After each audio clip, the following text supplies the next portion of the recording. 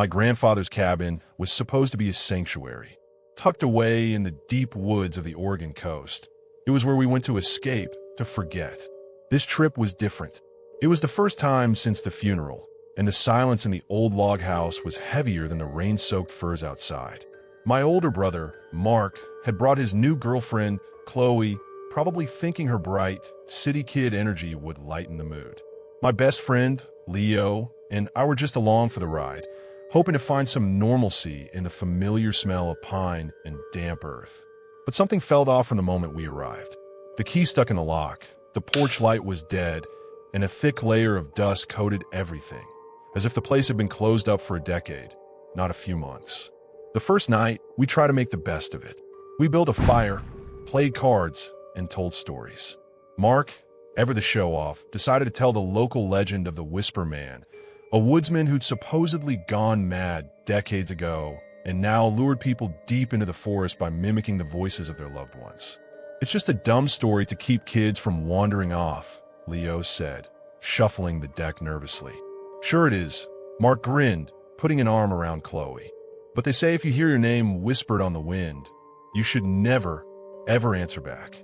We all laughed, a little too forcefully, and let the subject drop.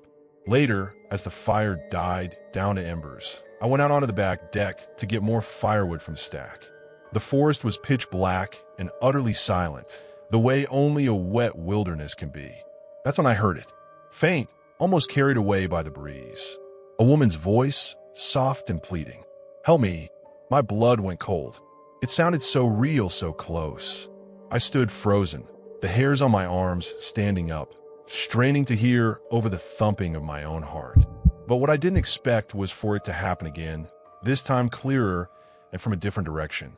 I dropped the log I was holding and scrambled back inside, locking the door behind me. Did you guys hear that? I asked, my voice shaky. Hear what? Mark asked, looking up from his phone. The wind. I told him what I'd heard. The desperate, female voice calling for help. Chloe's face paled. Maybe it's a lost hiker? It's pretty easy to get turned around out there. Mark, ever the pragmatic one, grabbed a heavy flashlight. Let's have a quick look from the deck. If someone's out there, we can't just ignore it. We all went out, huddled together against the chill. Mark shone the beam into the tree lean, the light catching on millions of falling raindrops. We called out, hello? Is someone out there? The only answer was the drip of water from the eaves. We were about to go back in, dismissing it as our imaginations fueled by Mark's story, when the beam of the flashlight swept across the tree line. And what I didn't expect was to see a figure. It was just for a split second. A pale, gaunt face, half hidden behind the thick trunk of a Douglas fir. It was too far away to see any details, just the stark white of skin against the dark bark. Then it was gone. We all saw it. A collective gasp sucked the air from our lungs. We stumbled back inside, locking the door and pushing a chair under the knob.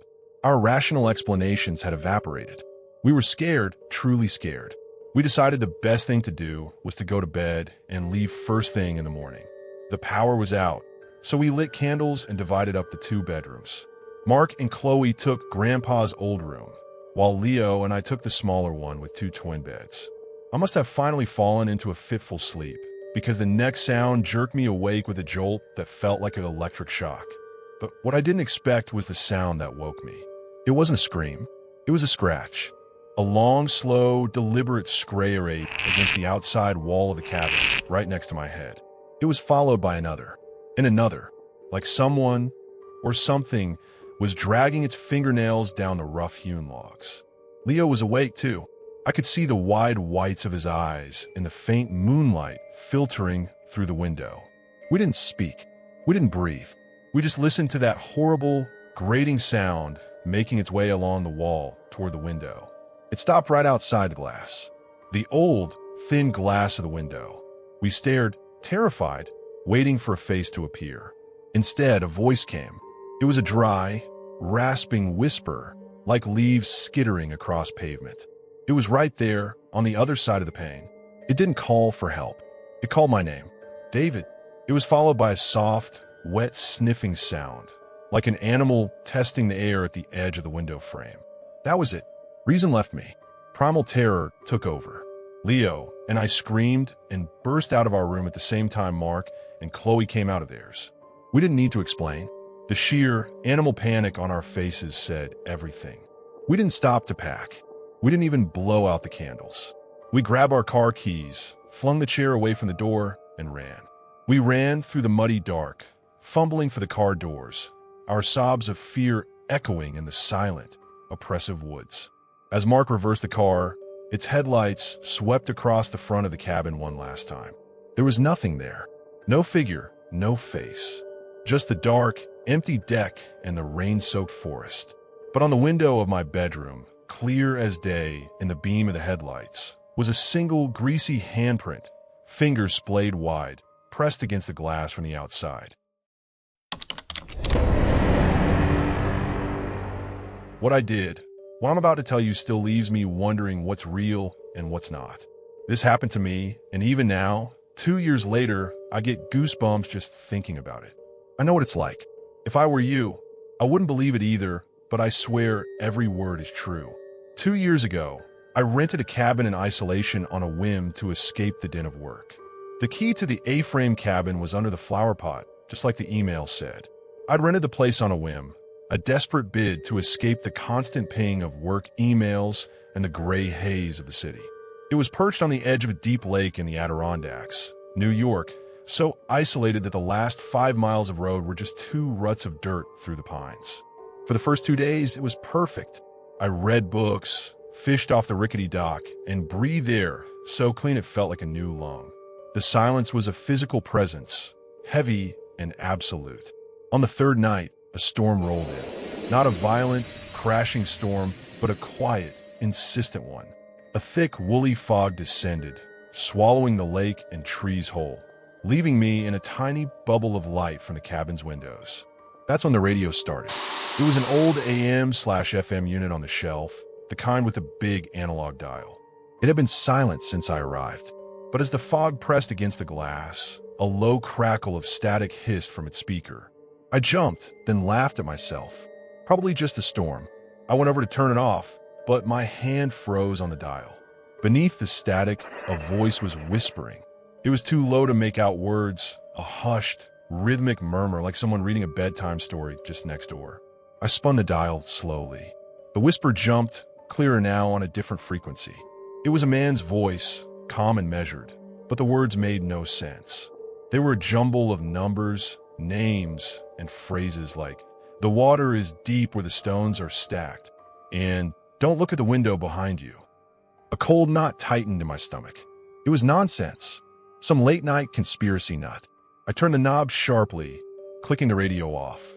The silence that rushed back and was somehow louder and more threatening than the static had been. I decided to make tea, anything to break the spell. As I waited for the kettle to whistle, I realized the cabin had a second, smaller window right next to the front door, one that looked directly into the wall of fog. I hadn't paid it any mind, but now something was different. Pressed against the glass, in the exact center of the pane, was a single, perfect handprint. It was large, larger than mine, and glistening with wetness. My breath caught in my throat. It hadn't been there 10 minutes ago. I hadn't heard a thing.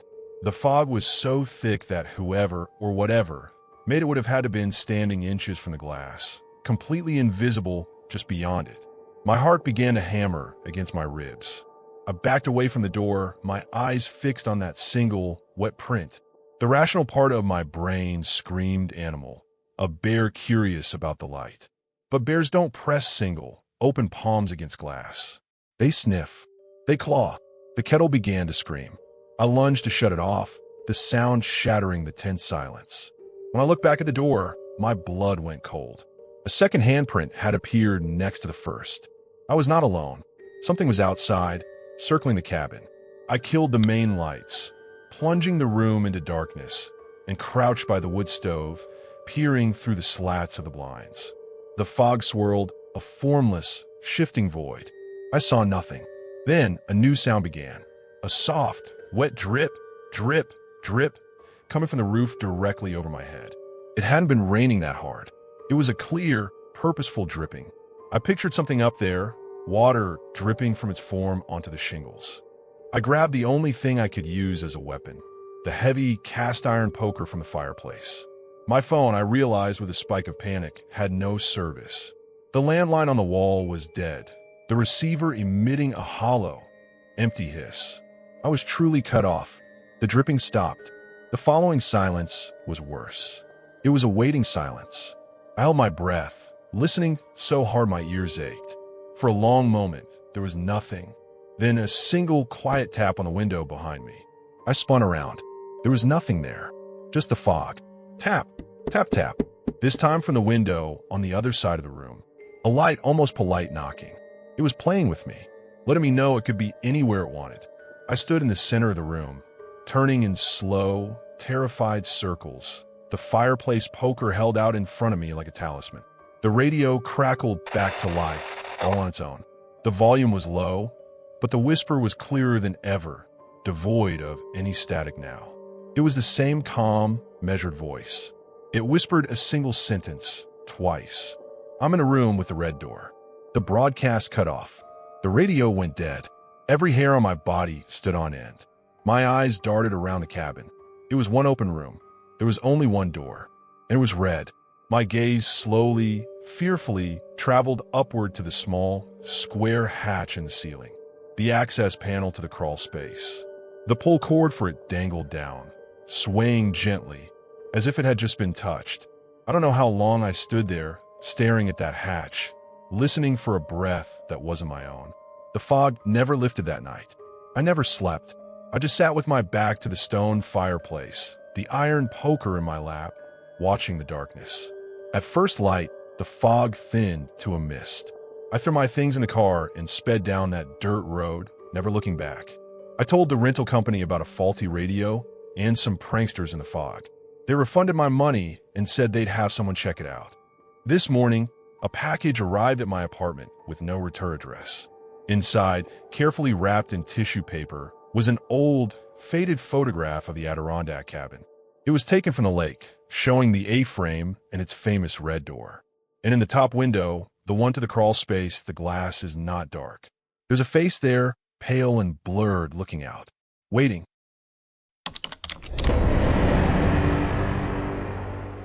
My name is Leo, and this happened in the fall of 2021.